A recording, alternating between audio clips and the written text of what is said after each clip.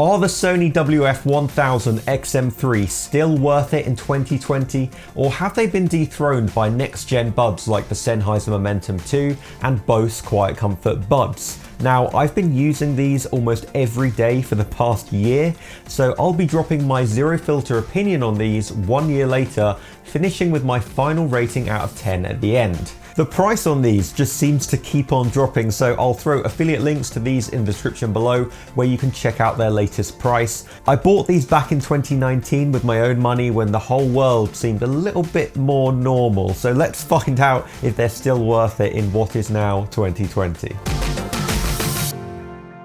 Hey guys, it's Mark here. Hope you're all staying safe and staying healthy. I'm back with some more audio tech in my quest to sort the God tier from the garbage and let you know what's worth buying before you buy it. It's strange to think it now, but when I bought these last year, I had 800 subscribers. Needless to say, things have changed a little for me since then, so let's see if a year and a half has treated the XM3s just as well. When it comes to build quality, the XM3s haven't aged a day in terms of build and design. Whilst they feature an entirely plastic design, the matte finish, metallic detailing still sets them apart from cheaper and higher end earbuds too. I have to admit, I've dropped the case a handful of times now, but fortunately, I haven't experienced any major damage, no scratches so far at all, which I think says a lot in itself. Though not particularly pocket friendly and considerably larger than the likes of the Sennheiser Momentum 2s, the size is most definitely justified by performance, as you'll see later on in this video. Even Bose's new ANC buds haven't managed to best their size or overall performance, so I certainly have no complaints here in 2020. And the exact same goes for the buds too, with a matte finish and a glossy glass effect touch sensor. I still wish they were smaller, but aesthetically, whilst many competitors have come close to equaling the build and design here, few have convincingly bested them. I so desperately wanted to give these an 8 out of 10 for build and design, with the XM3s only really dropping major points for being larger than average, but instead I'm reluctantly dropping a 7 out of 10 for build and design. Why? Well, because they have no IP rating to speak of, so we have no idea how waterproof they are, therefore we're forced to assume that any contact with water might damage them. So my 7 out of 10 rating puts them only 1 point ahead of the Bose QuietComfort buds, which actually had terrible build and design compared to what we've got here, but in their defense, they at least have an IPX5 waterproof rating, which I would expect from buds released this year. How have no high-end earbuds beat the XM3s in terms of battery life in the last year and a half? With ANC turned off, Sony promised up to 8 hours playback in a single sitting and 32 hours total with the charging case factored in. In a straight up comparison to other buds at this price, they're still in first place for battery life claims in 2020. However, I have found these claims to be much closer to 5 hours playback with ANC on and 25 hours overall, which is still pretty impressive stuff. So I'm going to give the XM3s the same score I would have given them back in 2019, a 9 out of 10. Yes, it's still one of the best at this price point, but high-end earbuds do have a long way to go before they can match the longevity of buds that are a quarter of the price or even less. In terms of fit and comfort, my opinion hasn't changed over the last year. They're just okay. I wouldn't recommend these for anything more than a light jog, as with no wingtips to keep them secure, they rely on the ear tips to do all the heavy lifting, which is far from ideal for earbuds of this size. Combine that with a lack of IP rating, meaning they're not even sweat-proof, and I absolutely cannot recommend these for working out at all. However, they do make up for that by being very light and therefore very comfortable.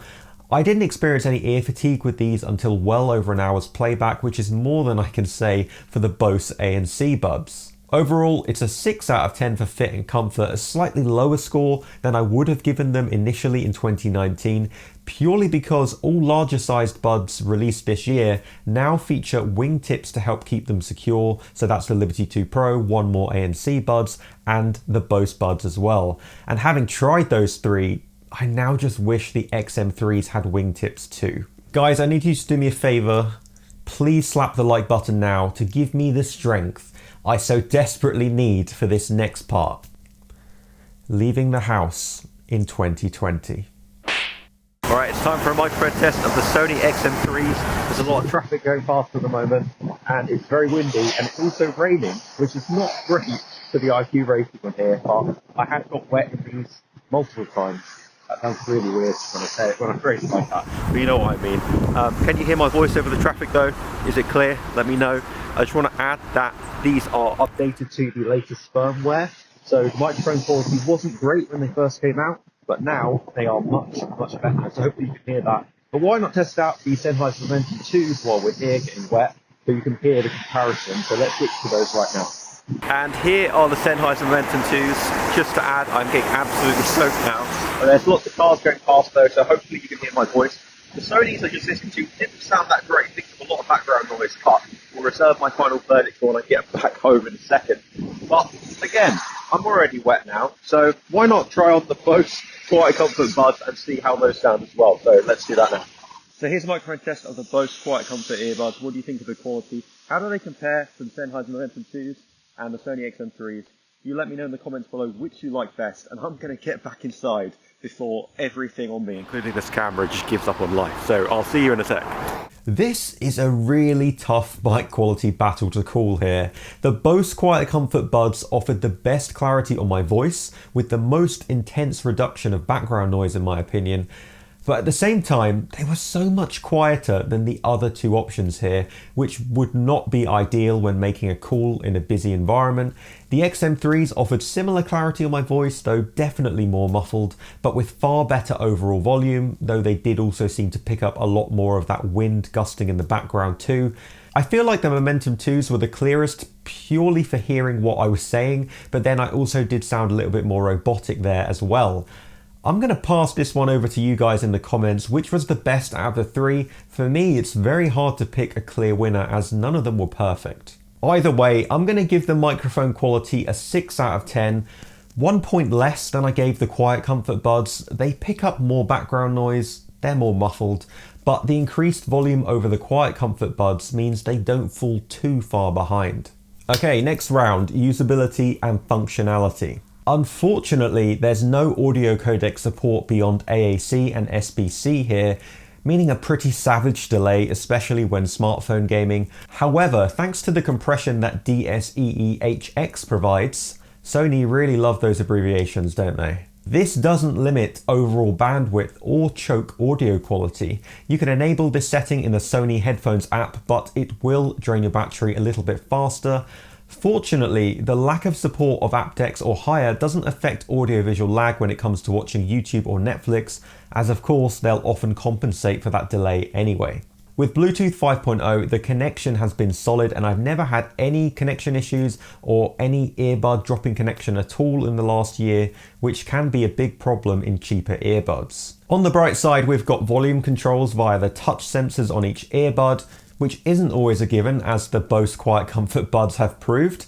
They aren't enabled by default, so you can enable them in the Sony Headphones app again. However, you have to choose between volume controls or toggling ANC in transparency mode, assuming you still want to play and pause and skip tracks on the other earbud. The XM3s were originally shipped with a little sticker on the front that said industry-leading ANC. But they may have to start peeling these off, since the QuietComfort buds have definitely stolen that title for the foreseeable future. There is an audible hiss when ANC is on the XM3s, and higher frequency noises still manage to get through to your ears, whereas with the Bose buds, neither of these are an issue anymore. Sadly, there's no wireless charging on the XM3s, a feature which you can now easily find in almost all other high-end options released in 2020. But it's the app functionality where the XM3s proved very hard to beat. I mean, for starters, the QuietComfort buds couldn't even deliver a quarter of the functionality that we're getting here. We've got custom equalizer settings, equalizer presets, customizable touch controls, auto pause and play, adaptive sound control which automatically toggles transparency mode based on your location, and ambient sound control which allows you to manually toggle between 20 levels of transparency mode intensity. Not to mention 360 reality audio too. I mean, out of all of those, the Bose buds only have auto pause and play and basic ANC and transparency control. And I think that says it all for the XM3s really. There's no multi-point pairing on these, the same as most other options at this price, but this is something I'd hope to see in the XM4 buds whenever those come along. I'm not holding my breath. Overall, I have no hesitation in dropping the same score I'd have given these back in 2019, a 9 out of 10 for functionality and usability. If these were released this year, I'd expect LDAC codec support and wireless charging, though these aren't massive deal breakers anyway for your average consumer, but it's the app functionality and support I still can't quite get over here. Sony set the gold standard of what a companion app should add to a physical product, and I'm yet to see any other brand match it in true wireless earbuds. Now, before we get to sound quality, I need your help. Again. I am losing the race in Instagram followers to my most feared opponent, my own girlfriend. I only need 125,903 more followers to catch up to her, so go to the description, hit the Instagram link, headbutt the follow button, and tell your mum to do the same. Yeah. Don't forget to comment below what I should review next, because the comments with the most likes will definitely be added to my next review hit list. Okay, let's do this. In terms of sound quality, I still find myself going back to these buds and the custom EQ settings I set up a long time ago. Here they are, in case you're wondering. But for the purposes of this review, I'm of course going to be talking sound quality based on the stock, straight out of the box sound signature first of all. I still have not found a pair of true wireless earbuds that kick out bass quite like these, and though on some tracks it can verge on being a little bit too boomy, the XM3s are undoubtedly still the king of the bass boosted sound signature in high-end true wireless earbuds. They offer thick punchy bass that instantly livens up most popular music genres. Mids are clear throughout and slightly pushed forwards, meaning they never get overshadowed at any point.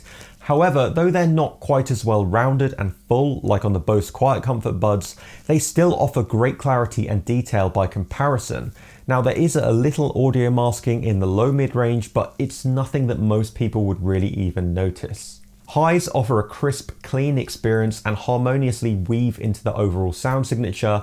The XM3s offer excellent treble accuracy, being neither recessed like the Bose QuietComfort buds, nor pushed forwards like the Momentum 2s. Soundstage here is better than almost all high-end true wireless earbuds, almost because the Bose QuietComfort buds just about have the edge here, sounding noticeably wider until you enable DSE-HX, where the soundstage improves massively. Soundstage goes from sounding like it's all coming from the inside of your head to being just as wide and open as the Bose buds. Overall, that's going to be a 9 out of 10 for sound quality from me, the same as I actually gave the QuietComfort buds, though the XM3s for me definitely have the edge overall thanks to their custom equalizer settings instead of a one size hopefully fits all sound signature. Overall, the Sony XM3 buds scored a 52 out of 60, which is an 8.6 out of 10, the highest rating I've ever dropped on this channel. The pros are sound quality and battery life that still stacks up to 2020 standards, insane app functionality, the second best ANC of all buds out there, and a price that undercuts almost all high-end true wireless earbuds worth considering.